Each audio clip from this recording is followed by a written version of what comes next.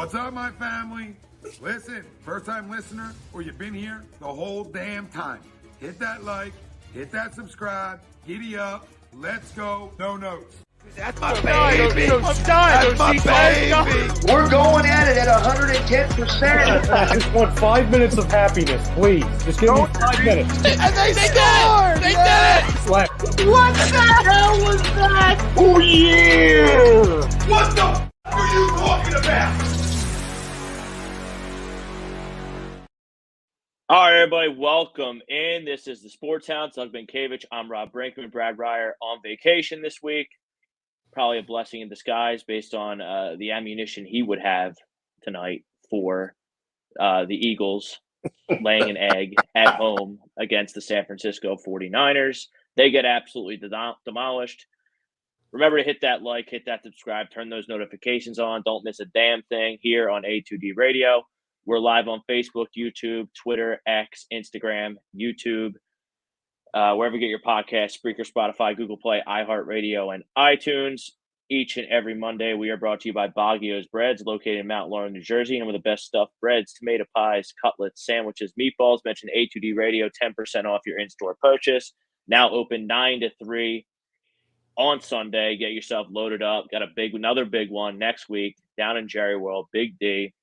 Eagles Dallas, kicking off Dallas week on A2D Radio right here on the Sports Hounds. We're getting a lot of topics tonight. We got the Eagles Niners. We got week 13 of the NFL in the books. And Doug with his Florida State Seminoles being left out of the college football playoff. We got Michigan. We got Bama. We got Texas and Washington. We'll break that all down later on in the program. But our poll question tonight. Coaching was to blame for the loss against the 49ers. Agree, disagree. I agree. Nick Sirianni, Brian Johnson, and Sean Desai, Eagles offensive and defense coordinators, respectively. They got clowned yesterday by Kyle Shanahan and his coaching staff. Plain and simple.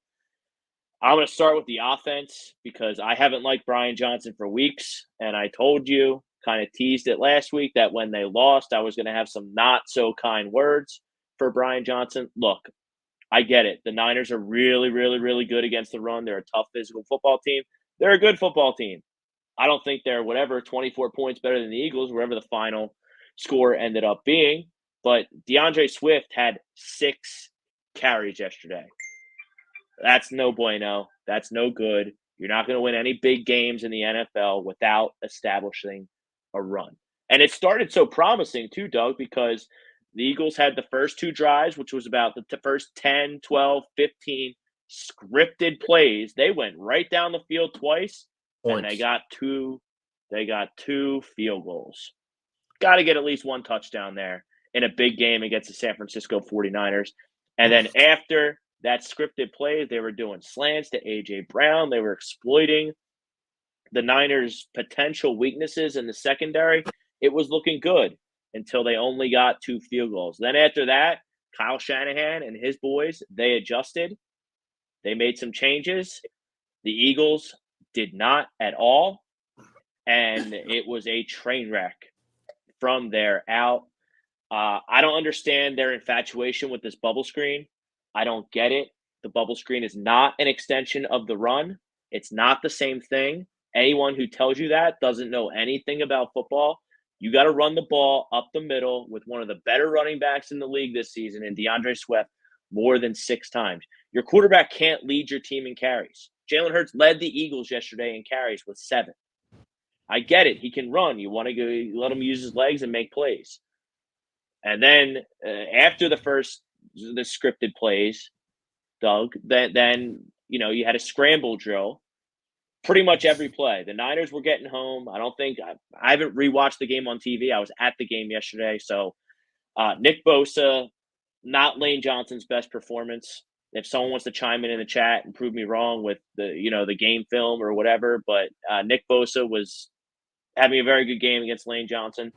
Lane Johnson's not bad. Nick Bosa is really good. I'm not blaming that. But the receivers, when Jalen Hurts is scrambling, have to come back to the ball, which they did not do. They started doing a better job of it in the second half, but After the 6-0 lead in the first half, they did not do that. And really, no checkdowns were provided for Jalen Hurts for him to dump the ball off and hurt the Niners that way. Dallas Goedert being out, it looks like he's going to be back next week. Maybe that'll help. I don't know. And then you go defensively, Doug. I mean, the Eagles, they played a base 5-2.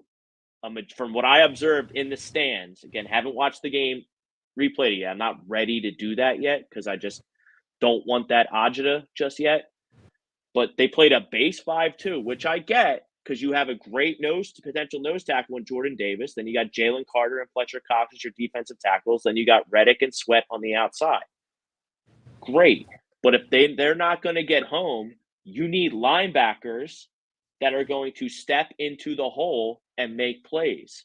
And the Eagles linebackers were exploited by Deebo Samuel, George Kittle, and Christian McCaffrey out of the backfield all day long. They signed Shaq Leonard earlier today. Maybe that'll help. Maybe it won't. But they had to do something after that train wreck yesterday. But, I mean, Shaq Leonard's agent was watching that game and called Howie this morning and said, yo, buddy, the price just went up about $500K. You want to sign us? If you want to sign me, good, but the price went up. So Sean Desai, who I've liked this year for the most part, he didn't adjust worth a lick yesterday, wouldn't get off his 5-2, left his linebackers out to dry, and they just couldn't make plays. Now, you watch the game. You're a Dolphins fan. You're a neutral observer of this. You're gonna think I'm a conspiracy theorist here, but watching that game made me. The first thing I thought of after it was 6-0 was the Eagles are playing this game like a preseason game, and the Niners aren't. Meaning, like it was almost like they were feeling them out, like they're not gonna show their hand what they're trying to do when the game really matters. It kept coming in my head, like you said, they're stuck in a base defense going. They're creating their own mismatches on the field. Like it's almost like they're like, okay, yeah, we're not going to move. We're not going to show you anything that we want to do. DeAndre Swift, we're not giving the ball. Like what come January, you'll get it 25 times. Not today. And that's the way it looked, especially after they kind of lost the lead and then you went to the bubble screen mania and the scramble drill. And it's like, it was almost like, okay, it felt like they were going to be very vanilla on offense and just let them dictate what they want to do. And it was almost like they were taking notes. Like, that's the way I looked at it. I was like, maybe they're just like, don't get me wrong. No one in the NFL takes the week off. Like, they don't go in saying, we're just not going to be prepared, guys, and we're just going to go get humiliated on national TV. That's not what they did. But it just seemed like they were doing it. Like, they weren't. I didn't see the adjustments that they have made in previous weeks. And I know Shanahan's a wonderful, amazing offensive, but so are the other guys too. And it just seemed like they were trying to, like, almost like they were, like I said, they were figuring stuff out for when the game really matters. And I guess every game is supposed to matter. It doesn't in college football, but it does now. It should in the NFL because, obviously you go 10-1, you have a couple bad weeks, guy gets hurt, all of a sudden you lose the lead, whatever. But it just looked like they were the only thing that kept popping in my head, like, I'm watching a preseason game on one side and a team that wants to prove something on the other. And that happens. So at the end of the day, it's still only 1 week. And some teams lay eggs. Like, you can't just the Niners are really good. So are the Eagles. So it's like you go out and beat Dallas in Dallas 44-20. No one's going to almost forget the Niners game. If this turns into you go to Dallas and get drubbed again, you're starting to get a little concerned. But at the same token, it's a regular season game. And, you can I just feel like, I don't know. I just didn't see the same intensity that you usually see from the Eagles. And maybe that it's like what they always say in baseball, right? Oh, our team was flat today. Well, offenses look flat when they're getting dominated by a guy on the mound. I get it. Like, you're not flat. You're trying just as hard. It's just the guy's good, and he's sticking it up your butt that day. And, like I said, what happened yesterday doesn't change how I'm even more excited now to see this matchup than I was before yesterday. So, because I truly think the Eagles are like it's almost like they're playing like a mad scientist in the basement. Like, oh, well, they think they got us, and now boom. So, I just, again, it's just 1 week, and it didn't look good. It looked dominant, and and it's uncharacteristic of those guys. But like I said, the only thing that kept me in my mind was almost like, especially after what happened Saturday and earlier Sunday, I'm like, man, this shit's all rigged. Like, it's like all big conspiracy theory. Now, I am still confident in this football team that they can win the division, maybe get the 1 seed. Obviously, they're up against it with the tiebreaker now. They lost head-to-head to the Niners yesterday. I'm still very confident in this football team. This is still a very good football team, but they're not the favorites anymore. They can't be. The Niners surpassed them. I'm sure if I looked on DraftKings right now, the Niners are favored to win the NFC, maybe even win the whole thing after that game yesterday. But the Niners have dismantled the Cowboys and dismantled the Eagles this season so far. So they have to be the favorites in the NFC. I mean, the rest of the NFC is a joke. I mean, it's either going to be Dallas, it's either going to be San Francisco, or it's going to be Philadelphia. If another team besides those three teams represent the NFC in the Super Bowl, I'll be completely shocked. Is that fair? I'll put a wig. I'll get a wig. Like, I'll dye whatever hair I want. Detroit's not going to the Super Bowl. Green Bay's not going to the Super Bowl. The Rams aren't going to the Super Bowl. The Saints, no one from the South is going to the Super Bowl. Seattle's not going to the Super Bowl. Like, it's going to be one of those three teams. Dallas always messes everything up. So I would even go as far as to say that it's going to be either the Eagles and the Niners in the Super Bowl. But, like, I'm not scared to go to San Francisco in January. Why should I be? You shouldn't.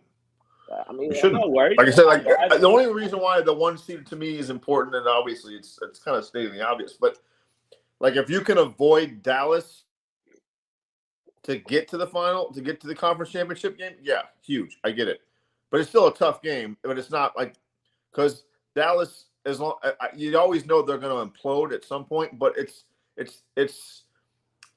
always, we always talk about this. It's not about who you play; it's when you play them, and it almost looked like the Eagles too were like, oh, we have Dallas next week. It's not a division game, and like, it's not about like having to play Dallas and them back to back. That's what makes the playoffs such a grind. Is you're physical, and you have to do it every week in the NFL. Don't get me wrong, but it's a little bit when you could say you go up against the Rams, or somebody like that before you have to play the Niners, and they have to go through Dallas. So, but I still don't think, like I said, like, to me, the seedings and whoever's favored doesn't matter. It just doesn't matter, because, like, you just never know. Like, Deebo Samuels goes down, McCaffrey goes down, which he always does, right? That team's completely different. Completely different. And if you look at the two sides, everybody has injuries, but I trust Jalen Hurts' health more than I trust Brock Purdy's, or whatever his damn name is. And then, like, you look at, like, Swift. To me, you look at the two, McCaffrey, they're both special backs, but who usually gets nicked up? McCaffrey. So they have Deebo Samuels just came back. So there's more. I feel like there's more. They have to hope that everybody is, and that's the end of the day, right? They always talk about this. Whoever's the most healthy, the latest, usually has a good team, usually has the best chance of making it. And like I said, yesterday changes nothing in my mind. I can't wait to see those same two teams play when everything's on the table. I think it's a different game. I mean, hopefully. It'll be, I mean, hopefully. to me, it'll be you're playing for the Super Bowl. Because I don't see anybody in the AFC. They're all good. I don't see anybody in the AFC that can compete with either of those teams in a championship. Not this year. Even Patrick Mahomes. I don't see them being able to pull it off against. If you have a Super Bowl rematch, I don't see it ending the way it ended last year. Just some comments here. Mike Marshall's in the house. Be all right. He disagrees with the poll. Doug Roman coaches. Are you kidding me? The Niners said all week they were going to kick their ass. They wore all black to the game. It was the Eagles' funeral.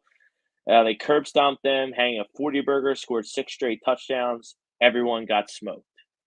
Okay, I get that, but I think that if the Eagles coaches, now Doug thinks the Eagles weren't motivated to make changes because they were kind of didn't want to show their hand because they think they're going to see the Niners again. I don't agree with that mentality, but if that's what happened, then Nick Sirianni's got big balls to do that because you might have just conceded the 1 seed. Now, the one thing, I'm not scared to go to San Francisco or Dallas for that matter for an NFC Championship game, but I do want that bye week to get healthy with that 1 seed. That's the main point with the 1 seed. But Doug, our point is we get it. The Eagles sucked yesterday. The Niners were clearly motivated from getting their ass kicked in the NFC Championship game. And, that's all well and wearing all black to the game. Cool. If that's what motivated them, like they wanted it a lot more. But I think that, and first off, if the Eagles scored 2 touchdowns to start the game off those 2 great drives, they seemed to scripted and then didn't have any interest in adjusting to anything that Kyle Shanahan did. You go up 14-0 on Brock Purdy. I think that would have been tough for him to climb out of, I think. I don't think Brock Purdy's guys. I still don't think Brock Purdy's that good. So, I mean, the Eagles have good players. I know people in Philadelphia think they don't have good players. They do. They have a lot of good players. A lot of good players. They're going to be okay long term. Now, are they Super Bowl good? I don't know. Are they number 1 seed good? I don't know. We're going to see how they respond next week. But I think the blowout could have been avoided, Doug, if the coaches did a better job of adjusting to Kyle Shanahan and his coaching staff's adjustments. That's all. Dynasty checking us out on YouTube. Disagree. The team was spent going in. That defense faced 150 plays in 6 days with the Niners coming off Thanksgiving and 10 days. I hear that. And the game against Buffalo went into overtime. I think I saw the defense played 97 snaps against the Bills in that overtime victory. But, I mean, guess what? It's not going to change this week because Dallas played on Thursday night against Seattle at home, and now they have 10 days off, whereas the Eagles played Sunday at 4:25. So it's not going to get any easier. There's a lot of things that can not making excuses, but there's a lot of things that can go on inside of a building, even in today's world, that everybody doesn't find out about. It could be anything. That could have something to do with it. You just some days as an athlete on game day, you wake up and you don't have any juice. As much as you want to mentally, the body doesn't respond. There's a million things it could be. And at the end of the day, I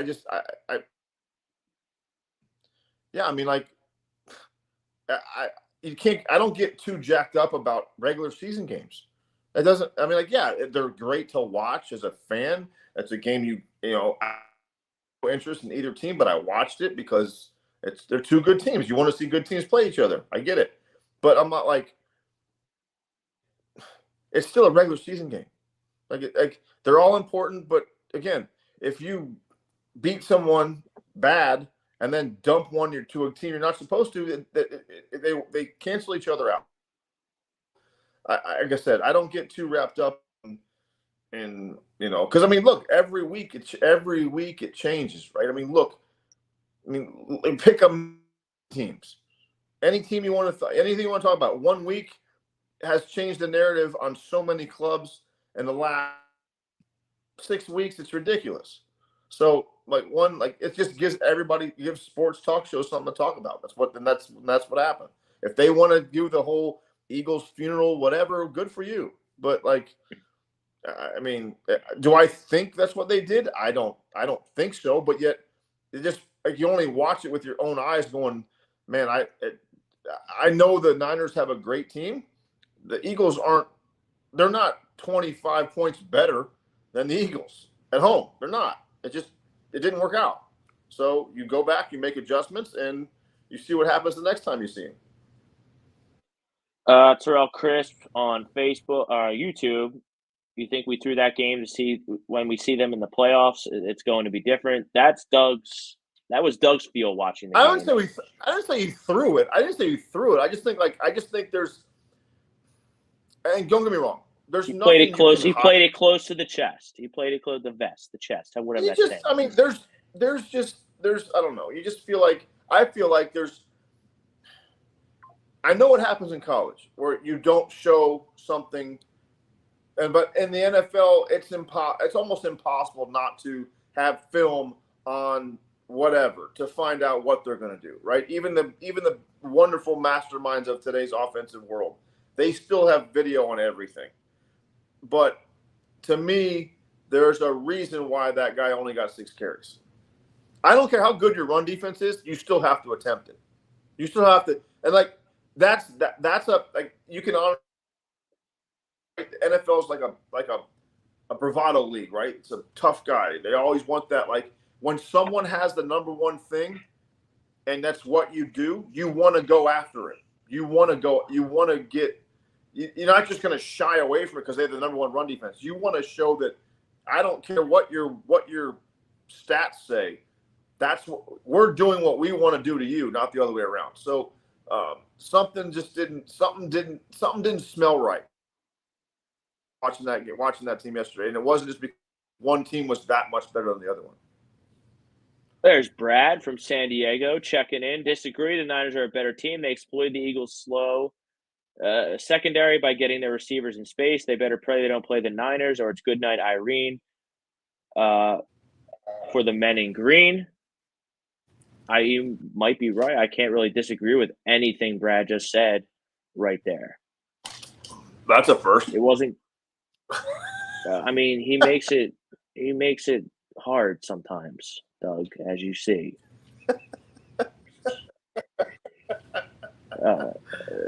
Swift, Matthew Walsh, Swift being criminally underused by inexcusable. I don't understand. I mean, that because I came across people who said that what you said, Doug. Like, you know, they kind of played close, didn't want to show too much. But I mean, and I get that they were down, but you can still run the ball. There wasn't a point where they were that far out of the game until because I think it became. What did it become? It was 21-6.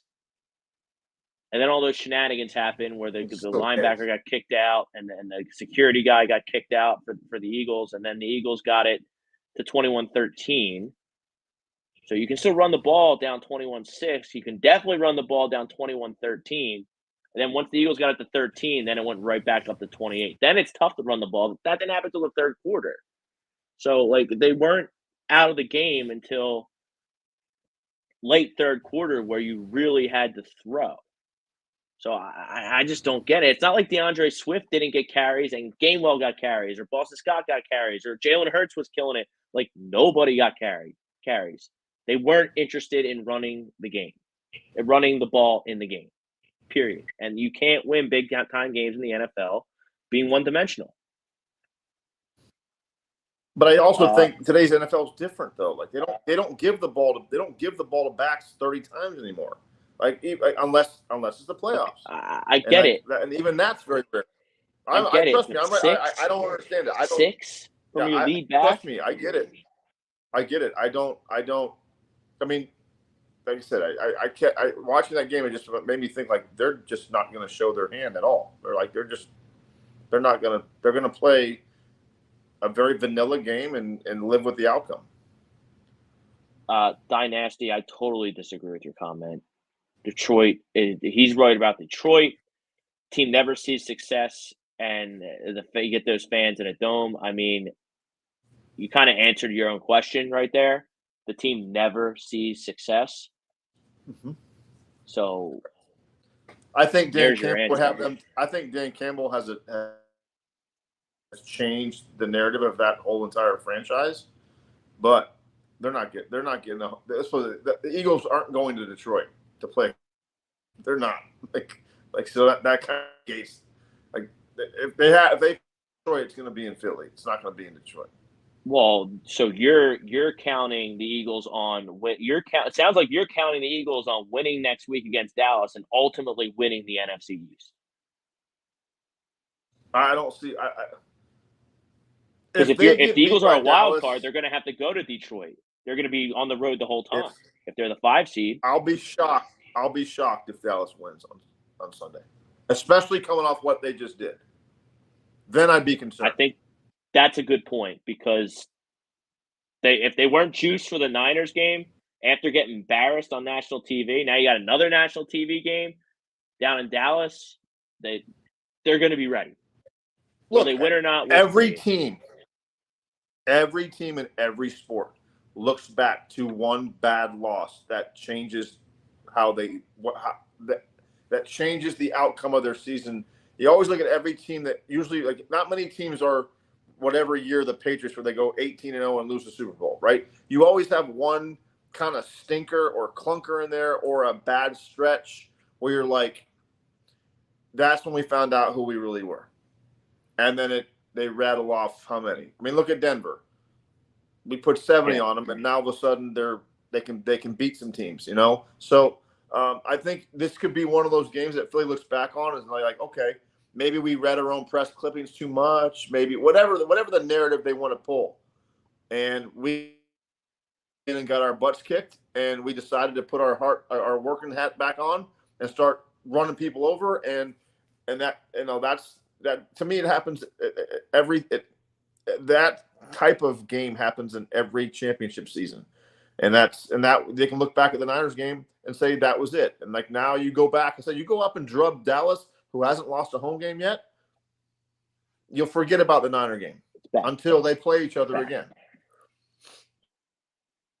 So it sounds like you agree with me, and this is the next thing I wanted to bring up with you. You being, you know, and like you learn more from a loss than a win, because like I think everybody recognized that the Eagles were squeaking by some games early in the season. They Washington twice, they lost to the Jets, but like after they lost to the Jets, then they were going on this gauntlet. And everyone said it was going to be really tough, and yesterday was their first loss.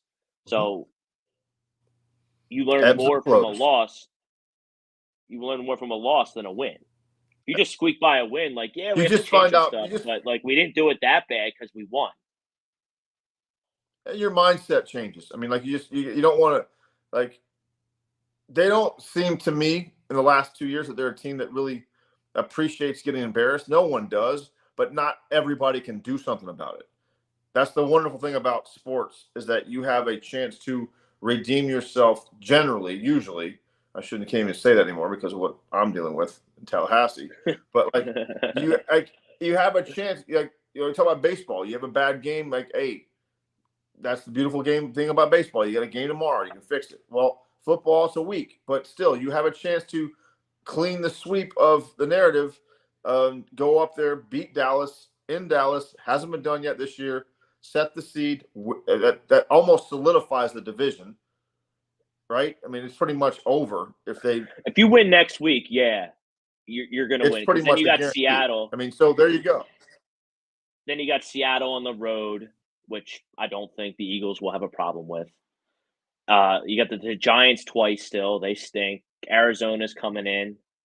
And I think that's it. The Giants might forfeit. They're that bad. That's a tough one. Yeah, well, they didn't lose. They had a bye week this week, so they could rest up. They could rest up. Why Brad went on vacation. Good. He's enjoying the bye week. Joseph Rakowski, the Eagles secondary didn't give up anything. It was the linebacking core that gave up over 200 yards receiving. That's a fact. That's a fact. The only thing I'll say about the secondary was schematically, I don't think that they were put in a good position to be successful. They're playing these off zones with Slay and Bradbury, who are much, much, much superior at man coverage than zone coverage.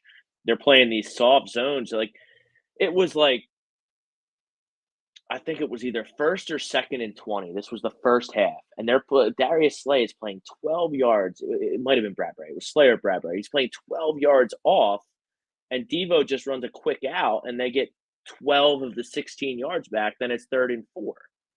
Manageable. Right. Like that. This is what I'm talking about coaching. Schematically, scheme-wise, the Eagles didn't adjust at all. Like Kyle Shanahan was adjusting. He's a mad scientist. He's always adjusting. I feel like a zone just prolongs the agony. You give teams hope. It's death by 1,000 cuts. Now, if you're going to do that, that means you got to stiffen up when you get inside the 20 and give up field goals, which the Eagles didn't good. I think the Niners scored on 6 straight drives, touchdowns, if I'm not mistaken. Correct. Meredith Lee. Yes. Shaq going to be up to speed to play in Dallas. Will they play him? Good to have depth there. Hopefully he pans out.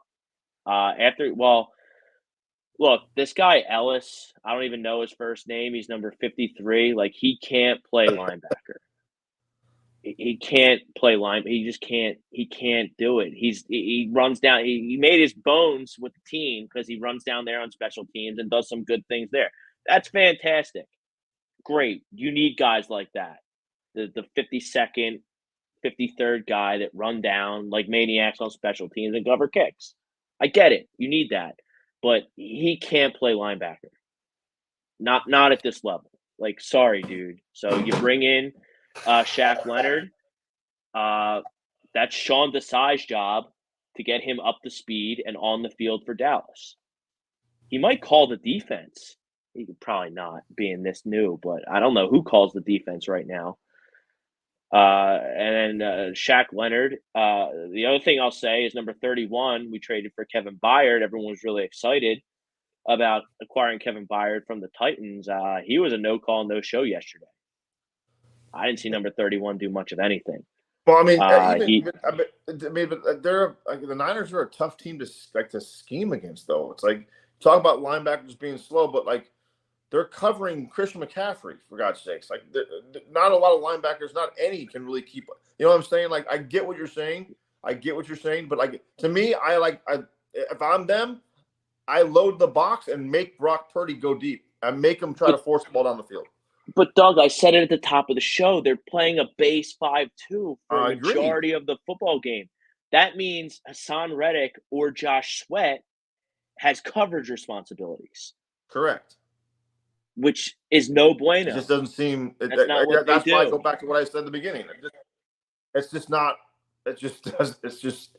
something's going to have to give, because that's not. I mean, the one thing, if they roll out the same thing schematically in the NFC Championship game, you'd be concerned, because that just, like I said, it just looked like one team was playing a preseason game and one wasn't. Adjustment wise, not effort wise. Like the adjustments that you normally see from NFL quality teams, it just wasn't there. You shouldn't give up 6 straight scores. I don't care who you're playing against. Joseph Orkovsky. Here in Philly, we are all about drafting best guys available from SEC schools and getting all the big-time free agents. But one, does Desai have a scheme? Does the defense have an identity? Have the defensive players Howie has signed for into the Eagles' defensive scheme? Yeah, they have a scheme. I think it works. The whole defense, like, Doug, their whole defense is built from the inside out, which is how you build a football team. The Eagles have one of the best defensive lines in the league. It's how you build championships. Yeah. And I still maintain, even though yesterday didn't go well, I think the Eagles have the best offensive line in the league. Mm-hmm. So, like, the defense is built. So that's your scheme. That's your blueprint. You need to have the trenches taken care of. And that's what Howie is committed to. That's where Howie spends the money, or the majority of his cap space. And he fills in with skill guys for Jalen. Obviously, they've paid Jalen now. And, safety and linebacker, they kind of fall by the wayside. Something's got to give at some point. When you have to pay your quarterback that kind of money, you're going to lose value in other places. It's just the reality of the NFL now. You're giving one guy it happens. Look at the Chiefs now. Chiefs aren't good. They are good. They're not great. No. I shouldn't say that. They're good with a great player, but they're like it makes you go back and look and be like when they had Hill, it was a freak show because like that's the reality of it. So like you have one guy who can outrun the entire stadium, and then by the way, you have arguably, if not the best, one of the best tight ends roaming the middle of the field, and then you have the most dangerous quarterback in the NFL right now throwing the ball. But he's still that threat of him going off in a game is still there. The threat that just take the game over by himself, but they're becoming, to me, they're more of a defensive oriented team now than they've ever been. The Chiefs. Pete Evans, check Pete out on Birds of a Feather tomorrow. Crazy how we've been inefficient running the ball while Jalen is improving as a pocket passer. Isn't there yet to drop back 50 times. That's way. I mean, we've said it. But I mean, we hear you, Pete. We're with you. I'm sure you'll be talking about on Birds of a Feather tomorrow night. 6 carries for DeAndre Swift. It's almost like so negligent that it had to be on purpose. That was why I said what I said because. Yeah. But I mean, like again, but that you said it earlier. They punch those in, and God forbid you punch the first 2 drives in. It's 14-0. Yes, you're still going to run the ball. It's early enough, but you have that threat of if we have one stop, get the ball back. Now it's 17. If you kick a field goal, it's 17-0. Every possession creeps to where I'm going to have to throw the ball and make you one-dimensional, and then my strength is my defense. We're going to get home. Period. Make Brock Purdy beat you with his arm. The game is completely different. Brian Daly will be on tomorrow. Hockey Happy Hour. I don't think there is a true field general on this defense. That, to me, is a huge missing piece. Because they have a new set of linebackers, it seems like, every week. Usually the linebacker, they call the defense. That's your field general. So, I mean, I think Brian's spot on there. Maybe that's Shaq Leonard. Maybe it's not. I can't imagine he'll call the defense. Is being 4 practices in with a new team against Dallas, but I don't know, maybe he will. Joseph Cosby, 13-4 preseason. In the preseason, they're likely to finish there or better. However, I didn't expect them to have the 24th ranked defense. And the stats are the stats, and I always say this: stats are for losers. They're not getting the sacks and the pressure that they got last year. Now, is that because the size here and Steichen or Gannon's not? I don't know. Everyone hated Gannon, but I mean, Desai has the 24th ranked defense, and the Cardinals just beat the Steelers. Yeah, but I think that's why you don't see. I mean, you might have the same kind of defense, but like, NFL is an ever-changing league. You're never going to let this you try to do things to change it up. Like numbers can be misread. If you're forcing the guy to get rid of the ball quicker, your defensive line is doing their job. Now it's up to the other guys to cover. And that's where I think where the difference is now. Is like you don't have to cover them for very long when you have the defensive line. But if they're getting rid of the ball quick, then it's like that yin and yang, like that tug of war with the rope. Like if I'm not getting home, you're going to have to make them pay for getting rid of the ball. Like, you know what I'm saying? If you're not breaking on the ball and our guys aren't getting home, if you're playing with a 14-yard cushion in a laid-back zone, they can get rid of the ball fast. They're just going to find the hole, and they do. And that's the NFL. And like if you have a defense one year, they're going to try to do everything they can to negate your best weapon, which is, to me, the defensive line is the Eagles' best weapon. Well, if I get rid of the ball and run the ball, I don't have to hold the ball very long because I stay in front of the sticks. I'm not in 3rd and long. I have time to get rid of it. We're running like we're efficient 3rd down. We're in that 3rd and 4, 3rd and 6 range, 3rd and 4, 3rd and 3. That's a little bit. It changes everything. So, again,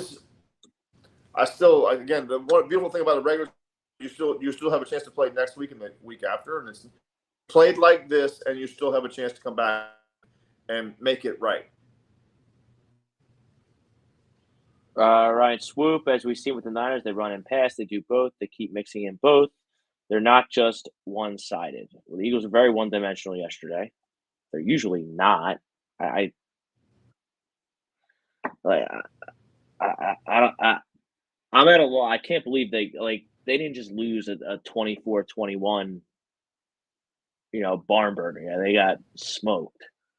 And they got to get ready for Dallas. And they needed to be better coaching. They needed to be better on both sides of the ball, on the field. They definitely need to run the ball more. And it goes back to we talked about this last week. It's not about who you play, it's when you play them. Right? Yep. Yeah, I mean, Ryan, I knew this was going to happen when Steichen went to Indianapolis. I knew this guy, Brian Johnson, was going to come in and not commit to the run game like Shane Steichen did. He's boys with Jalen Hurts. He's been coaching him for since middle school, and he wants Jalen to rip it. That's fine, but you have to mix in the run. You can't. DeAndre Swift can't have 6 carries in a game. Eagles need to we get it. Mix it up, confuse teams. We get it. I get it. But, you're not going to – the days of a 50-50 split in the NFL are over. I get that. It's going to be 60-40 probably pass for pretty much everyone. But, they saddle up. It's Dallas week. You want to win the division, not play every single playoff game on the road. You got to win this football game down in Dallas. You need to pick up the pieces. I don't know if they'll probably watch the tape, but after you watch it once, go bury it and move on. Take your humble pie and move on. You learn more from a loss than you do a win. That's the only positive I can take from that ass kicking yesterday. Is you learn more from losses than wins. I learned more about this game. I learned more about this game, how they come out and play next week. Like I said, next week matters. Next week now, it's like, okay, now is there something going on behind closed doors if you don't show up back-to-back weeks? Or if you bounce back and play angry and demolish them, okay, never mind, we're good. That's kind of how I feel. I'm looking forward more to the Dallas game now than I was before the Niners game. Doug, your squad. I'm thinking of some AFC stuff here because we pretty much covered the NFC in the first part of the show. Doug, your Dolphins had no such difficulties with their opponent on Sunday. They go into Washington 45-15. I was concerned. I was concerned going into that game. I was concerned going into that. Washington's one of those teams that, I feel like a lot of people take them lightly, and it's just like that mixed opponent where I wasn't expecting what we did. Getting A-Chain back, I didn't realize how important he could be to this offense, but you add him and the other guys that are already there, he comes back healthy in his knee. Obviously, Tyreek Hill, we talk about every time we talk about the Dolphins. It's just different. We all know that, but to watch him week in and week out for the first time, and how you have a guy who's infectious, his energy is through the roof. He wants to practice, wants to be elite. He wants to be great. He pushes. He set a number of, to have a 2,000-yard season, and knock on wood, he looks like he's going to get it. But it's a mediocre team that we beat again, but we took care of business, and I'm never going to complain about a team that beats anybody in the NFL by 30 points on the road. I'm not. So I get the narrative about, well, we haven't beat anybody good. Well, we also haven't lost to any team we shouldn't have either, and there's something to be said more about that than there is about not beating a team that's let's say a good team. It wasn't like we got like humiliated. I thought the Chiefs game we played well. We played a half well, and they had a scoop and score. So there's some good things to take. I think our defense is coming on, even after the Jalen Phillips injury with the torn Achilles. I like where our defense is at. I think we're going to be a tough out in January. It just depends on where we go. Now the Dolphins, as of right now, the Jaguars are in progress right now. They're up 7-0 on Monday Night Football against the Cincinnati Bengals without Joe Burrow. Right now, as it stands, at this very second, Doug, your Miami Dolphins are the number 1 seed in the AFC. If they can hold on to the 1 seed, they have a chance to. I think they can get to the Super Bowl. I think, but I don't think there's a bigger home field advantage in the NFL today than for the Miami Dolphins. They play completely different at home. They can do all their motions. They don't have to worry about it. I just think that that's a different, and that's a bold statement to say because we've been garbage for how many years. But I'm how you guys are looking forward to the Dallas game. I am too. I'm looking. I can't wait because we get a really good team who can put points up, and their defense all they do is. Well, to me, the Dallas Cowboys are like the SEC in football. That's all they talk about.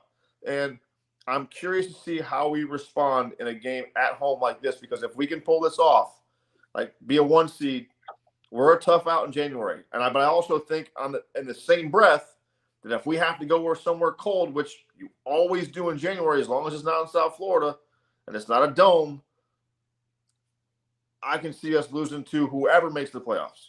So I would love to see an AFC Championship game with us against Baltimore in Miami, and let's let it be 60-50. I don't care, but I'd love that. But like I said, I don't get my hopes up because of being let down. I feel like Hootie and the Blowfish. The Dolphins make me cry, and they do, because I've learned to sit back and enjoy the ride than to start looking weak, because every time, especially not only me, but a lot of Dolphins fans, everybody does it, right? They get the schedule. That's a win. That's a loss. Mm-hmm. That's a win. And you see it. The next thing you know, you're like, the one thing about difference between this year and the years past, we haven't dumped that, let's just say, lack of a term, we haven't dumped that Houston Texans game that we should lose. Or we didn't lose to the Cardinals. And that ends up killing you having to play the highest seed when you just squeak into the playoffs. So that's why I don't get too caught up in you haven't beaten anybody good. I'm like, well, we're beating the teams we're supposed to, and we haven't dumped one of those yet. So keep going. I'm enjoying the ride, but it's nice to have a team that's not only good, but like that team, to me, that's must-see TV. Their offense is fun to watch. It really, and their defense is pretty electric too, with the the secondary they have and the front four. So I'm excited to be. I turned my tide to being more of a Dolphins fan now because of what happened to my Seminoles, but I'm pulling for both of them. But I've always been a diehard Dolphins fan, but it's fun to watch. And it's fun to watch football on Sundays again. I think the story of the AFC from Week 13, from yesterday's slate at least, we'll see what happens tonight if anything changes, but I don't think the Chiefs are coming out of the AFC. I don't think they have a prayer. I said that when the Dolphins in Germany. I was like, this different. It's different.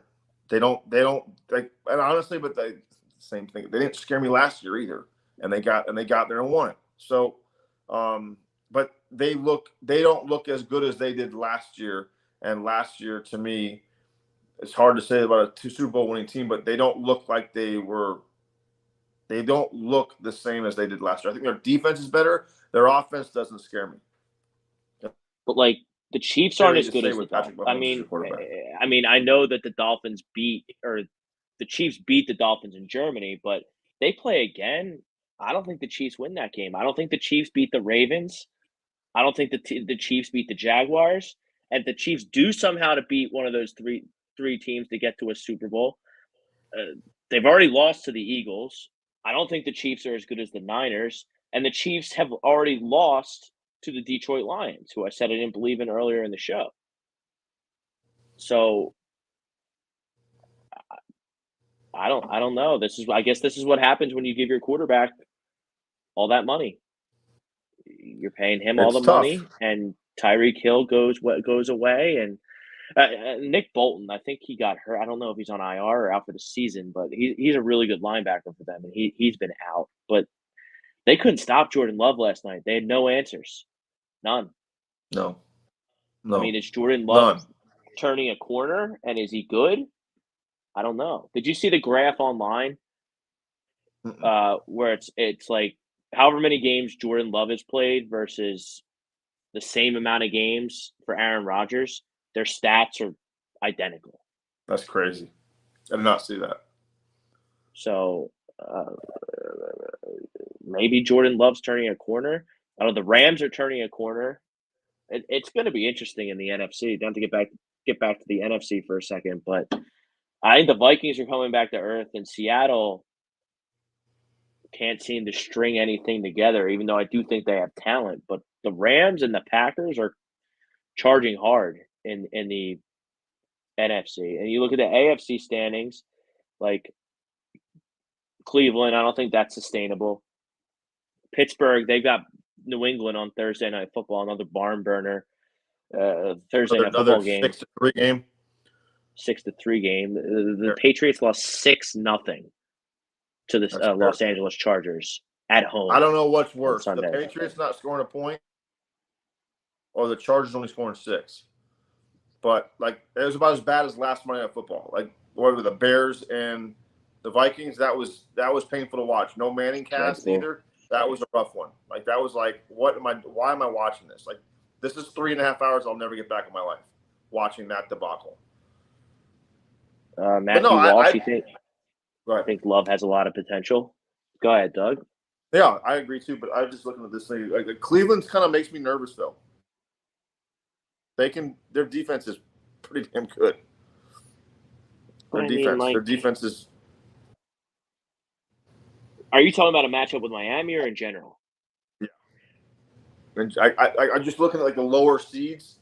That if we don't get the 1 seed, like. You play everybody good. Everybody's decent in the playoffs, but Doug, the thing I'll push on you with that is you're not beating the Dolphins without scoring at least 4 touchdowns, which would be 28 points. The Browns aren't going to put up if they're at home. Even so, I mean, well, they're not going to Cleveland. You're right. Correct. So Cleveland would have to come down there and score 30 points. I'm not buying that. Like the Steelers, their defense is really good, but they're going to have to go down to Miami potentially if they do play in the playoffs, and they're going to have to score. The Kenny Pickett's going to have to put up 30 to beat that offense. That's not going to happen. No. I think it's imperative for us to get the number 1 seed if we could. Greg Milokovic, he's in the house. A little travel day for him. He agrees to the poll. He didn't like the Eagles coaching yesterday. Greg also a very passionate college football fan, so he will like our college football playoff committee decisions and bowl game preview after. I know, I'm sorry. I had to talk about the Eagles for like 45 minutes and how they got the shit kicked out of them yesterday. So we're going to take a break. You can gather yourself. Hear from our friends at Royal Billiards, and then we're going to talk about the college football playoff, Florida State, Georgia, not in, and some of the other intriguing bowl game matchups as we go into bowl season. Royal Billiard and Recreation, proudly celebrating 40 years and our new, bigger showroom. Twice the size and twice the fun. More pool tables by Olhausen. More dartboard sets, including custom reclaimed backboards. More bar and kitchen stools that can change a room. And more bars, including pre-built and custom. Hot tubs, skee ball, shuffleboard, outdoor, and fun. Royal Billiard and Recreation, your ultimate game room store. Now located on Bethlehem Pike in Colmar. All right, there they are. Royal Billiards, the premier game room store of the Delaware Valley, stocked with the very best in pool tables, accessories, shuffleboard, card tables, dart suppliers, bars, and bar stools. Turn any extraordinary room into an extraordinary gaming experience. 515 Bethlehem Pike in Colmer, PA. Visit them on the web at royalbilliards.com. Tell them A2D Radio sent you. There they are, royalbilliards.com. Premier game store in the Delaware Valley. College football playoff, conference championships came and went. I'm saying this reluctantly so you don't reach through the screen and strangle me with your professional athlete hands. I thought the committee got the 4 right. Doug, you're a diehard Florida State fan. You're in their Hall of Fame from your baseball career. You obviously disagree. We talked about it before the show. Doug, why did the committee get it wrong? Well, let's put it this way. I was watching the game with my son. I told him 2 things. I said, that's the best. I've been around all the heydays from 1992 till now. They've had phenomenal defenses, and I've seen some of the best defensive games I've ever seen. What I witnessed Saturday night was the best defensive game from the first snap to the last I've ever seen from the Seminoles. And I also told him I would not be shocked if we don't make the playoffs. And he was just like, why? Well, you try to explain to him what goes on. Well, I'm not disagreeing with that, but the manner in which it got there, and you can't keep changing the narrative for Florida State. Okay, you're a Power 5 conference. You're 13-0. You 2 SEC teams, beat them both, embarrassed one of them.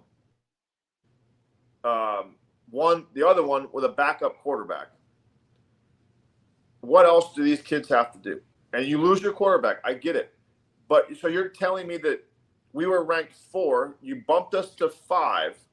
We lose our quarterback. You put us back at 4. We go ahead and don't give up a touchdown in a conference championship game with a team that averages over 30 points a game. And then you bump us back, knowing that the backup quarterback who was in there the week before, you moved us up a spot. He didn't play. We started a true freshman who's never taken a college snap before against a true Division I opponent in a conference championship game against a top 15 team. So you penalize them twice. How do you look those kids in the eye and say, you know what? Don't spit out the BS narrative that they get, oh, if you just win and you're in. No, it's a beauty contest. College football has become an invitation-only thing. Okay, if you look at Kirk Herbstreit's freaking when they say they spit all the crap on ESPN about, oh, you're finding out just how you are. If you look at his helmets behind his head, I told him, like, the helmets behind his head, we moved. We're down 1. We're down a row. So don't tell me that you guys are finding out the same time we are. That's crap. And secondly, like, I don't that is such crap. They know. Like, I don't disagree with who I disagree. I'm sick for Georgia as much as I am for Florida State. Florida State, because they're my guys and we're 13-0 for only the 4th time in school history. So you're telling me Georgia hasn't lost a game in 3 years. They lose their conference championship game by 3 points. You move them from 1 to 6. 6. So if Texas is the one I have a problem with, okay? Texas and Alabama I have a problem with. I get what you're saying. But for the same narrative they gave Florida State. We just talked about this off the air. Rivalry week. Bama needs a complete muffed, fumbled punt to get the ball back. Then it turns into basically a Hail Mary on 4th down to beat a really crappy Auburn team who just got boat raced at home by New Mexico State. New Mexico State, yes. By 3 scores. It took a miracle, okay? Last-second Hail Mary. Washington needs a last-second field goal against Washington State at home. We go into Florida with our backup quarterback, win by 9. Was it pretty? No. But how come it's a rivalry game for Bama and Auburn, but we win by 9, they win by on a last-second pass that looked like point shaving to me, and that's a whole other freaking show. And the narrative is, oh, Bama, you got to throw the records out for rivalry week, but we don't get the same narrative for playing Florida and Florida State when we won by 9. We won by more of a margin than they did, and yet they get praised and we get dumped on. And then you get some of this stuff. Alabama, I know they won the SEC. You lost by 10 at home. You don't play for the national championship. How many championships has Florida State, or Miami for that matter, has cost them by losing to Florida State? I can tell you 1 versus 2 for how many years was Miami, Florida State, or Florida State, Florida. And we lost by 1 point several years on kicks to the number 2 ranked team in the country. We never got a shot to play for it again. You know why? Because we lost on the field. You didn't hear us cry. One year, we were the best team in the country, and we lost the first 2 games of the season. So since when? I get it. This isn't the year. There's 2 undefeated power conferences. They have 3. They have to be in. You want to go that route? Michigan, because they're 12-0, who have they beaten? Ohio State? They barely beat Notre Dame. Notre Dame's garbage. Louisville beat the living shit out of Notre Dame. That's a big win for Ohio State, right? Or Penn State.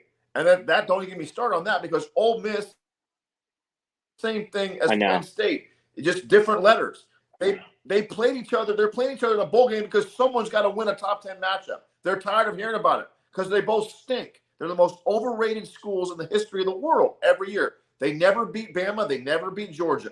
Penn State is basically the little sister of Ohio State and Michigan. Michigan gets praised for not passing the ball in the second half. Who have they played? Iowa? Come on. And don't get me started. And then Bama beats South Florida, University of South Florida, with their backup quarterback, who, by the way, started the year before Notre Dame. They won 10-3. I said this earlier. There's 3 high schools in South Florida that I know firsthand can beat or hang with University of South Florida right now. And they get in the college football playoff because Nick Saban does all the talking and all the pump, and they're talking about how Florida State didn't vote on the 12-team playoff, because at the end of the day, whether it's 4 teams, 8 teams, 12 teams, all you're doing, you're creating this monster here and now, right? We're talking about the 1 year it finally happened where an undefeated team is not going to get a chance to play for it. Now you're talking about 4, 5, and set. How do you think how muddier the water's going to be from 11, 12, and 13? So you look at it this year, you're talking about what? Oklahoma gets in, Ole Miss gets in, Penn State gets in. You want to talk about like I'll kick my feet up and take Florida State's worst team in the last 5 years to play Penn State or Ole Miss. Trust me, Lane Kiffin has had every big D1 job in every blue blood program, and he still can't beat anybody unless he's a coordinator. And it's like they praise Ole Miss. Bama beat Ole Miss. So what? Ole Miss never beats anybody good. So it's just the narrative that makes me sick. And how the hell can you look at Jordan Travis tweeted this the other day, today. He wishes he would have broke his leg early in the season so you could see how good a team we have. Now, what message are you sending? And I said this, I hope to God this happens.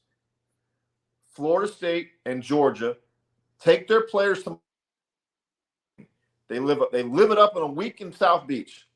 They warm up like they're going to play a game. They do the coin toss. They shake each other's hands, and both of them walk into the freaking tunnel and never come back out. Because everybody wants to see now that this is the committee. And don't get me started, because Florida State, when they went to the Orange Bowl and they were good, they got Northern Illinois. Come on, stop. It wasn't even a game. Now they give us Georgia because they want to see, so they can say, ooh, Georgia beat Florida State by 30. This is what would have happened in the playoff when we're going to be playing with basically our practice squad, because I would not put one of my guys out there on the field to get hurt. There's 15 guys going to play on a Sunday on that team right now. There ain't a prayer in hell I'd put them on the field. And Well, go ahead. Don't you think that last year's national championship, when TCU got in over Bama, I think Bama was 5. And then talks about TCU got both. The TCU wasn't bad. It was a terrible product. So the college football playoff let Florida State out because their quarterback was hurt, because they don't want to see that again in their national championship game or college football. Okay, everybody points the finger at TCU for losing the national championship game. They had to beat an undefeated team to get there, and they're number 1 in the country. They bullied Michigan last year. They did. You did. They bullied Michigan. Michigan is now the 1 seed. I would love to have gotten in and played Michigan the first time. They cannot hang with us. I'm sorry. Their defense, it's a shame. You can't run the ball against us. It's not going to happen. It's a shame, because if Travis doesn't get hurt, I think Florida State's the best team in the country. I don't even think it's close. How? How? How did they get in? The last game he played, you moved us from 4 to 5. I understand why you're upset. So you're telling me that's their excuse. But if Jordan Travis is healthy, we're not in the play. Who are they going to take out? They're still doing what the same stuff. You're asking me if Jordan Travis doesn't break his leg, what's the playoff? Who do we replace?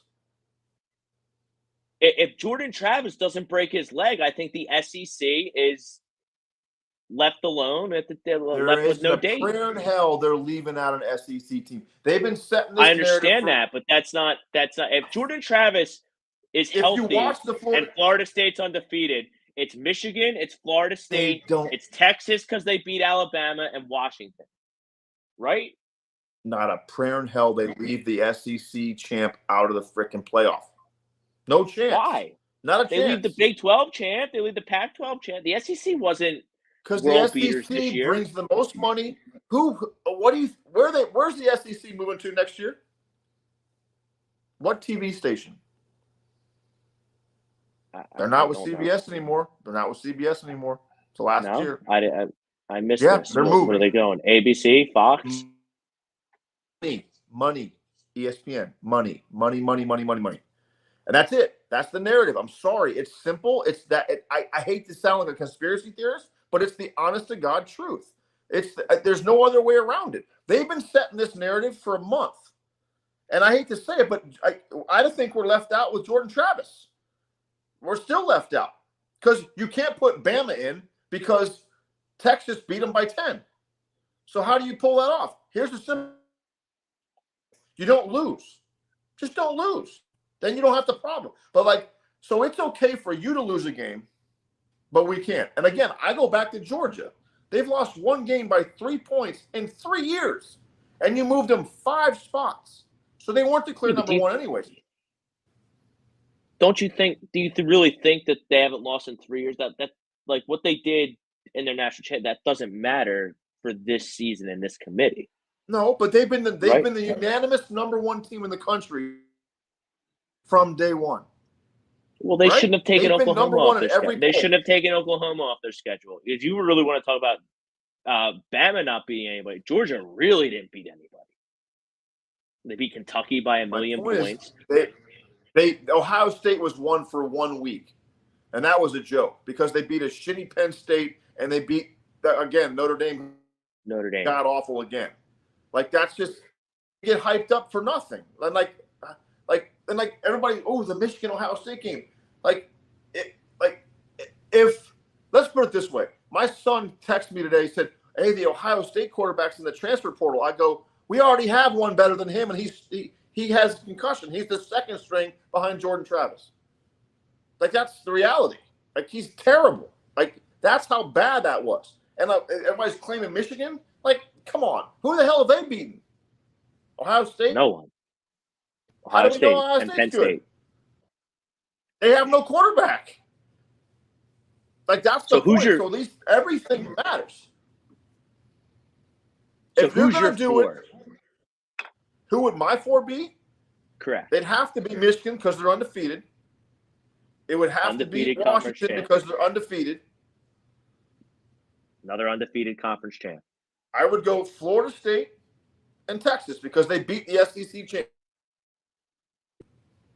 Sorry, you lost at home. Again, if you lose a home game I in wouldn't. college football, I mean, if they did that, you lose a home game in college football, you should. I don't care who you're playing. I don't care who you play.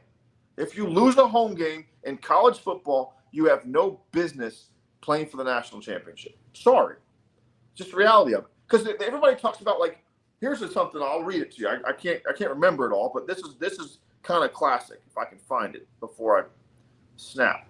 I mean, we have North Carolina backing us because trust me, the Florida State AD wants to pull all sporting events from the ACC. No more. That being said, congratulations to our Lady Knowles soccer team. They won the national. But why does he want to pull all? Because they're not getting any love from the committee. They're not helping us. That's a proven point right there. Like the guy, Boo, whatever his name is. I think he was the NC State athletic director at some point. Like he just crushed the ACC. So you're telling me we can go undefeated in the ACC, and you know what? We're just not gonna. We're not. And the only reason why we're 5 is because they didn't want to hear it from Georgia. So you're telling me like so basically it didn't like they all wanted to put Georgia in there. If Washington doesn't beat Oregon, now what do you do? So here we go. This is sarcasm, so I do understand why FSU is getting harsh judgment. I mean, only a 1-score lead against the G5 in the 4th, lost at home by 2 scores, only won by 3 at home to a 4-8 team, needed a Hail Mary to beat a 6-win team. Oh, sorry, that was Alabama's season. Like that's reality. Why is like if you put Auburn in the ACC, they're 6-6 too. Like that's what I don't get. Like Auburn stinks. Florida stinks. Like the ACC's 4-2 against the vaunted SEC. And it's like, yeah, okay, Kentucky, you beat freaking Louisville. Okay, great. Who cares? Like you're going to a condiment bowl, the Mayo Bowl, wherever the hell you're going. Do you think if Louisville took care of business against Kentucky, do you think Florida State would have jumped Bama? Wouldn't have changed a thing. Wouldn't have changed a thing. It wouldn't have changed a thing. Like honest to God, the Miami Hurricanes beat Michigan. They're built to beat Michigan. They have a defensive line and an offensive line. And I promise you, Miami runs all over Michigan. Runs all over them.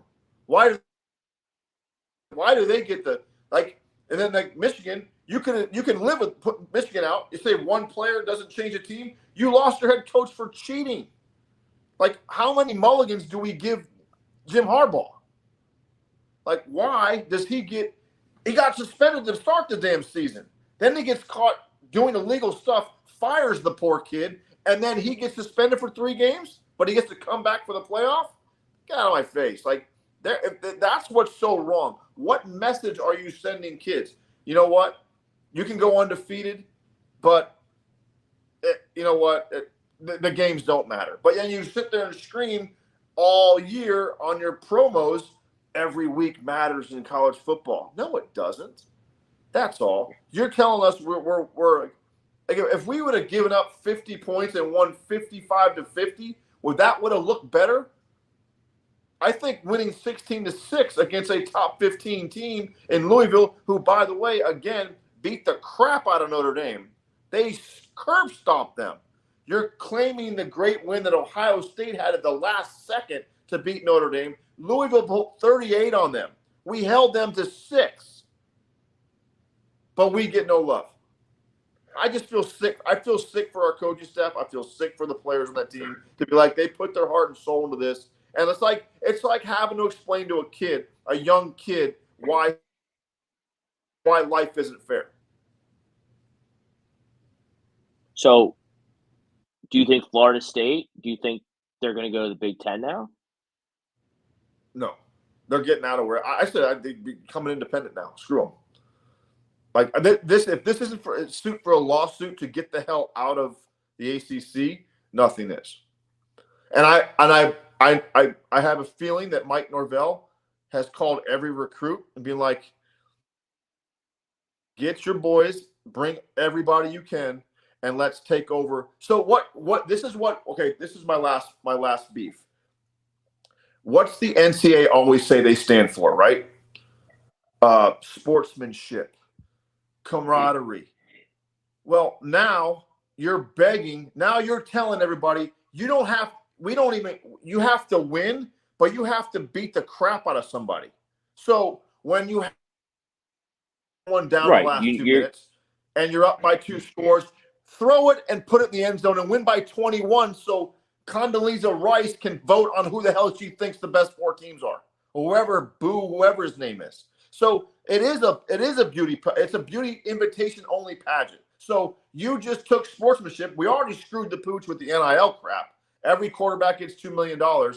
And everybody not only transfers once but twice. Like DJ Ungalungalole is going to go to his freaking 3rd school in 3 years. They have every right to. They're playing by the rules. Okay, so you already opened up that Pandora's box. Now you're saying, hey, it's not about sportsmanship. We want you to make it on you, be great, make money, and by the way, run the score up and humiliate other people because it does matter.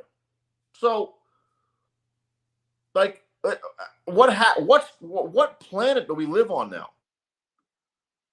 Like, I don't know. You said that's a 4-hour show right there. What planet do we live on right now? And I get it, and I'll cut it off at this. I get it. They had the toughest decisions to make this year because there were so many undefeated teams. I get it. But then be careful of what you put you set these stupid ass rules, and then when you finally get held to them, you get stuck like your hand in the cookie jars. Like Power 5 conference championship matters. Head-to-head matters. You have it in black and white, and you can't even follow it. That's what I don't understand. You lost at home. I'm sorry. I don't care who you are. You don't play for the national championship. Damn sure by 2 scores you don't. I don't give a shit who you beat in the SEC championship game. I don't care. Let me ask you. Go ahead. I'm done. Let me ask you this. Yes. If TCU has a game against Georgia in last year's national championship, doesn't get blown out, loses 30-21 or whatever, you think that? No, because here's why. If that matters, if that entered their decision, I think that's why Florida State didn't get in. Hang on, let me finish. Someone at that stupid ass table needs to stand up and say, well, in 2014, Ohio State won the national championship with their 3rd string quarterback, and that worked out pretty well for them. That's the problem. You have these bozos who really don't know what the hell they're talking about. Yes, do I think we have a Cardell Jones as a true freshman? No, but Tate Rodemaker can beat Michigan. Tate Rodemaker can give Bama a game. Our defense, I'm sorry, they haven't seen that defense. If everybody plays, they haven't seen that defense. I know Georgia's great, but we can match up defense player on defense with Georgia. And am I saying we're going to shut somebody out? No. I think Michigan will have a hard time finding the end zone against us. I think Washington has a hard time finding the end zone against us. And I think with Tate Rodemaker, we put up 45 against Washington. I said, but I get it. I understand the part. But it's like you can't just diffuse the bomb because of one guy. Jordan Travis didn't play that great down the stretch. Like Tate Rodemaker already beat Louisville last year. Like on the road. And like he had 4 days to start. He got concussion protocol. So like he has a month. But see, it goes back to you keep bringing up a TCU game. They had to beat somebody to go get drubbed by Georgia. They beat Michigan, by the way, who was undefeated going into that game. So you screwed up 2 picks last year. Not 1, 2. And you want to blame TCU for getting boat raced in the national championship game. So my TCU conspiracy theory, them getting boat raced, you're putting that to bed because they beat Michigan to get to the national championship. If you're going to use that argument, then Michigan didn't belong there. But see, here's the thing. This is what pisses me off the most. You're right. Michigan, who is now the number one team in the country out of the Big Ten, it's a 2-team conference. Like Iowa scored 4.2 points a game, and they played Big Ten championship. Like, who are you playing? Indiana, Illinois? Like, stop it. Like, that's well, that's why they went shopping. It is. And like Penn State's a big game. They stink. They're 1-6. No, I know that. But my point is, like, why is Michigan number one? Because they're 13-0. And they had 11 cupcakes on their schedule. They won without their coach. They went 13-0 and their coach wasn't on the sidelines for 6 of them. It's like, again, I get it. Again, I feel bad for Georgia too, because you lose one game by 3 points to whatever you say as a playoff team, and you drop 5 spots. You remember our friend Chase from the football preview show, big Steelers fan? He says you guys shouldn't have got it in, but you wouldn't have won. We beat Michigan. I think you would have beat Michigan. We beat Michigan. With our backup, we beat Michigan. It's not with Michigan. So, we pushed them around. There's no doubt in my mind we pushed Michigan around. I mean, you watch a lot of college football. What do you think about? I mean, unfortunately, Florida State is not in. The 4 teams that were named to the playoff are going to compete for a championship. You got Michigan and Bama. I love Bama in that game. I don't trust their quarterback. He can't. He might run across the line of scrimmage 3 times and then try to run back and throw a pass. Like any team that almost. Are you talking about Milroe or McCarthy? Milroe. I don't know. Like Michigan in that game? I think I'm so distraught that I can't even say that Bama might win. But it's like I go by this. The greatest coach who ever coached college football is in the playoff. He'd be like taking candy from a baby from these guys. Give him a month to prepare. It's over. He has a month to prepare. Alabama like is Smart. 2 you give him a month. Alabama's 2-point underdogs in the game. To who? So Michigan. Who? Washington? Against Michigan? Not a chance. Not a chance. And then you got Michigan and Washington and Texas. Excuse me. That could be a good game because, I don't think either. Be points in that. Like Washington has no defense, none. Not when you're talking Final Four stuff. Out of the 4 teams that are left right now, sadly, the 2 best defenses are 5 and 6. Georgia and Florida State. Florida State's the best defense in the country. Without question. I don't even think that can be argued. Without question. Number 5, Jordan Verse or Jason Verse, whatever his name is, he's got to be a top 10 pick. I haven't read any mock drafts yet, but that guy's a problem. He's disruptive every time I turn Florida State on. He's unbelievable. I mean, not everybody watched the ACC championship game, but they blocked a punt and started a drive at the 10. It went incompletion, sack, interception. Like all they got to do is punch. All they do is punch in the end zone one time, and we were forced touchdown. It's not going to happen. But they literally did not break the entire game. They didn't budge. And I say what you want about Louisville. Again, it goes back. If you're going to play the round and round we go, we gave up 6 points to a team that put 40 on Notre Dame. But you're raving about the Ohio State win that Ohio State had against Notre Dame, which also, by the way, they didn't put up – they put up 16 points that game, whatever it was. They beat Notre Dame 16, whatever, 14, whatever it was last second. How many points did Ohio State score against Michigan? 27, something like that? I don't remember. 30? 27. I think it was 27-24, was it? Right. 30-24, I think they lost. There's your answer right there. There's your answer right there. Louisville put 38 on the team that held Ohio State to 17, who gave up more points. Ohio State scored more points against Michigan, and they're, quote, the number 1 team in the country. There's your math. If according to the committee, you can do that. Only when it works in your favor. Rough one. I mean, it's a tough one. I hope that Florida State. Here's the last thing I'll say. One more thing. And the problem is now they're going to play. They're putting Georgia against Florida State. Well, now it's going to be our practice squad because none of our guys are going to play. And when they drub us by 40, they're going to say, "See, that's why they didn't make the playoffs," because it fits their narrative. And like when there's 22 guys on the sidelines in street clothes. No, they won't now care what? about that. Correct. Well, I mean, it's Georgia. Send a check to Tallahassee. There's got to be Georgia guys that are going to sit out too because they're not in the playoff. Yeah, but Georgia is more of a younger, like their quarterback's coming back, unless he transfers. Right. But like majority, like our main key guys, we have experience. Our whole O-line might play, maybe not, because some of them might get a chance to play at the next level, but they might. None of the backs are going to play. Like Trey Benson's not playing. He's an NFL guy. Verse ain't playing. He's a top 5 pick. Keon Coleman's a top, probably the third, maybe the second or third receiver taken. He ain't playing. Johnny Wilson ain't. No. Akeem Dent's not playing. Like there's a Farmer's not.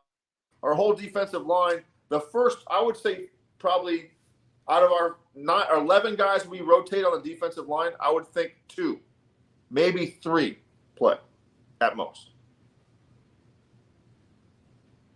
It's just not a fair fight anymore because if you put Georgia against Florida State in the playoff, I think come on, you got to be the best. You got to beat the best.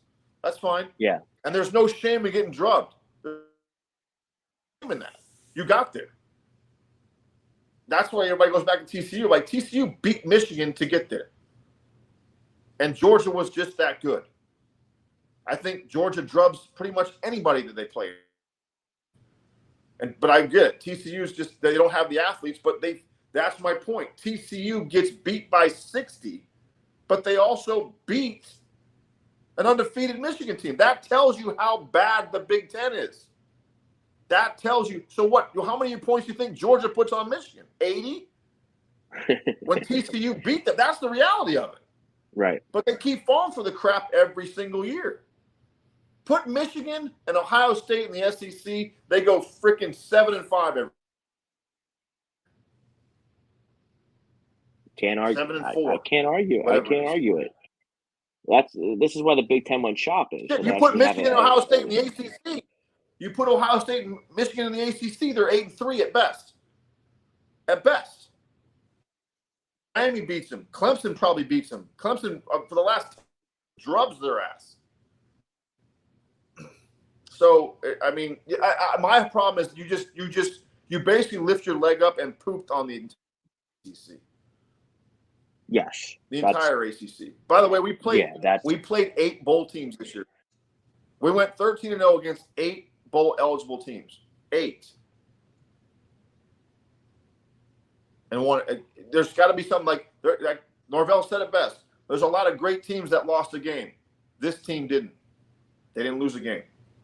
They didn't lose. And the only team that beat us. I think they should have gotten in. The only team that has beaten Florida State this year is that round table committee thing. That's the only team they lost to. Look, there's always going to be someone that gets left out of the dance. I get it. And this year it's us and Georgia. Like I said, I feel sick for Georgia too. I think if Georgia plays Bama 10 times, Georgia wins 9 times. I do. And but that's the committee saying it's invitation only. It matters on the field, but it not worked really, for Bama, yeah. But it didn't work for you guys who you didn't lose the game. I think if we play South Florida, we put 60 on them with Jordan Travis. Call me crazy. But if we play Auburn, right. If we play Auburn at Auburn, we probably score 70. They're that bad. And that's just reality. I don't think Auburn scores against us, quite frankly. But it's a rivalry game for Alabama, but it's not a rivalry game against Florida, who, by the way, the week before they played Florida State, they had Missouri beat who was the 9th-ranked team in the country on the road with a backup quarterback. The same backup quarterback we beat the next week. They had the number 9 team on the road with a minute left. But people seem to forget that because, man, Florida's 5-6 going into the Florida State game. So it's all crap. It just bothers me for the sport. That's all. That you actually have a team that can go 13-0 and they get left out. They've earned the right to go get blown out. Right. Who did Texas lose to? OU. They didn't even make the conference championship game. Oklahoma State did. Who BYU was beating 24-6 at halftime. Who the hell's BYU? They're a bunch of 30-year-old slow dudes coming back from a mission. Oklahoma State, they threw in a clunker. They lost like 50-0 to like Tulane or something. Right. They were down 24-6 to BYU. They lost to a team that didn't make the conference championship game. They damn sure almost lost to UCF.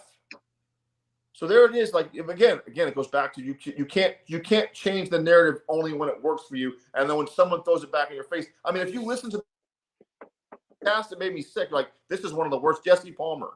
Just stick to The Bachelor. He stinks. You were a god awful quarterback. Yeah, he's just garbage. And he's like, this offense stinks. Like that, even the other guy, whatever his name is, the Abmar, whatever his damn name is, he was doing the game. Like, he was like bagging on the offenses. It's like, or like the defense is doing a hell of a job. Like, I haven't done a ton of TV. I've done enough to know that they want you to be positive on the game you're doing, except when you know what's coming tomorrow. Right. When someone's back there changing Kirk Herbstreit's freaking helmets around. So, okay, I'm off my soapbox. Go Dolphins. I mean, that flew by. That was fun. Rivals coming up next at 10. I'm sure they're going to be talking some college football as well. They like college football. It should be the Eagles, NFL as well. Doug Minkiewicz, I'm Rob Brinkman. Until next Monday, peace out, everybody.